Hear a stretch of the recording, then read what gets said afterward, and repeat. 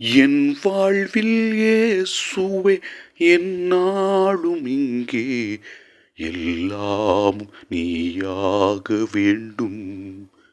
எந்தன் எல்லாமும் நீயாக வேண்டும்.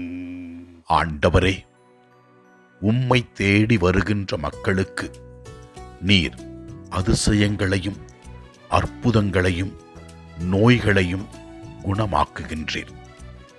ஆண்டவரே, உம்மை நாடி வந்த எங்களை நீர் ஆதரித்திருக்கின்றீர், அற்புதங்கள் செய்திருக்கின்றீர். நன்றி சொல்லி உம்மை ஆராதிக்கின்றோம். முதல் வாசகத்திலே நாம் பார்க்கிறோம், ஆண்டவர் சாமுவேலோடு பேசுகிறார். பேசும் ஆண்டவரே, உம் அடியான் கேட்கிறேன் என்று சொல்லி சாமுவேல் ஆண்டவரின் குரலுக்கு செவிமடுத்தார். இறைவன் நம்மிடத்திலே நாள்தோறும் அவருடைய வார்த்தை மூலமாக பேசுகிறார்.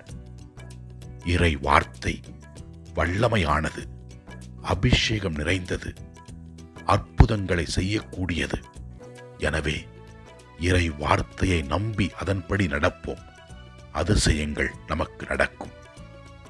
நற்செய்தி வாசகத்திலே ஆண்டவர் இயேசு கிறிஸ்து பல மக்களின் நோய்களை குணமாக்குகிறார். பேய் பிடித்தவர்களை குணமாக்குகிறார். ஆண்டவரின் வல்லமை மக்களுக்கு வெளிப்படுத்தப்பட்டது. இறைவன் நமக்கும் அந்த வல்லமையை கொடுத்திருக்கின்றார். தூய ஆவியின் வழியாக நாம் பிணி தீர்க்கின்ற ஆற்றலை பெற்றிருக்கிறோம். நம்பி ஜெபிப்போம். நம் குறைகள், நம் நோய்கள் எல்லாம் தீரும். ஆண்டவரை நோக்கி குடும்பங்களுக்காக, நாடுகளுக்காக, மழையினால் பாதிக்கப்பட்ட மக்களுக்காக, நம்மிடத்திலே யாரெல்லாம் ஜெபத்தை கேட்டார்களோ அவர்களுக்காக ஜெபிப்போம்.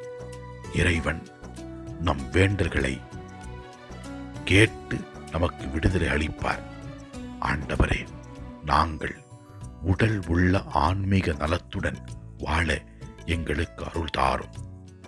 உம்முடைய வார்த்தைகளை பின்பற்றி நாங்கள் மகிழ்ச்சியாக இருக்க வரம் தாரும். எல்லாம் வல்ல இறைவன், தந்தை, மகன், தூய ஆவியார் நம் ஒவ்வொருவரையும் ஆசீர்வதிப்பாராக. இயேசுவுக்கு புகழ். மரியே வாழ்க. ஆமென்.